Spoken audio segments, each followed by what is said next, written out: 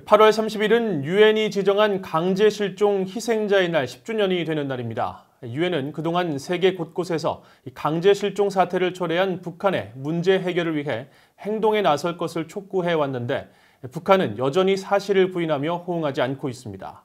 안소영 기자가 보도합니다. 유엔 북한인권조사위원회가 추산하고 있는 북한 내 납치 피해자 수는 어린이를 포함해 20만 명이 넘습니다.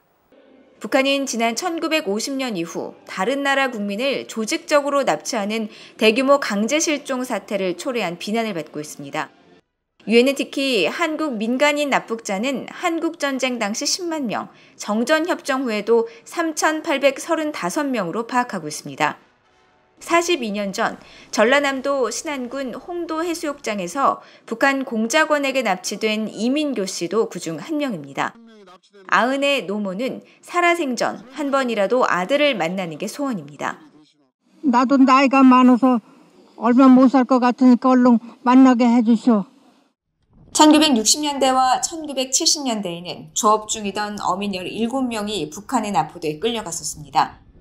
1969년에는 대한항공기가 북한 공작원에 의해 피랍되면서 승무원과 승객 50명이 납북됐었습니다.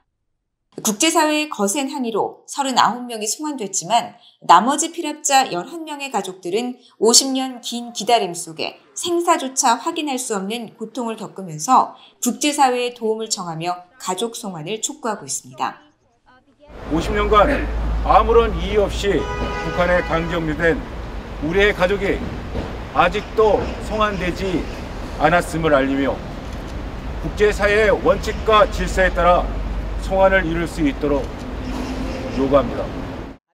유엔 인권조사위원회는 또 북한이 이 밖에도 일본과 중국, 레바논, 말레이시아와 싱가포르 등의 국적자를 대거 납치하는 데 관여했다고 밝히고 있습니다. 하지만 북한은 지난 2014년 5월 유엔 인권이사회 등을 통해 관련 사실을 전면 부인하며 국제사회의 요구를 받아들이지 않고 있습니다. 이 같은 북한에 대응해 실망과 우려를 표한 유엔은 강제실종 피해자에 대한 생사 확인과 소재 파악을 북한 당국에 지속적으로 요청하고 있습니다. 특히 최근에는 유엔 인권보고관들이 북한에 서한을 보내 한국전쟁 당시 국군 포로들의 송환을 촉구하기도 했습니다. 유엔은 강제실종 문제가 전 세계적으로 확산함에 따라 지난 2010년 12월 채택한 결의를 통해 매년 8월 30일을 강제실종 희생자의 날로 지정했습니다. 유엔 인권사무소는 세계 강제실종 희생자의 날에 앞서 발표한 성명에서 신종 코로나 바이러스 위기 속에서도 실종자를 찾는 활동에 지원을 아끼지 않을 것이라고 밝혔습니다. BOA 뉴스 안소영입니다.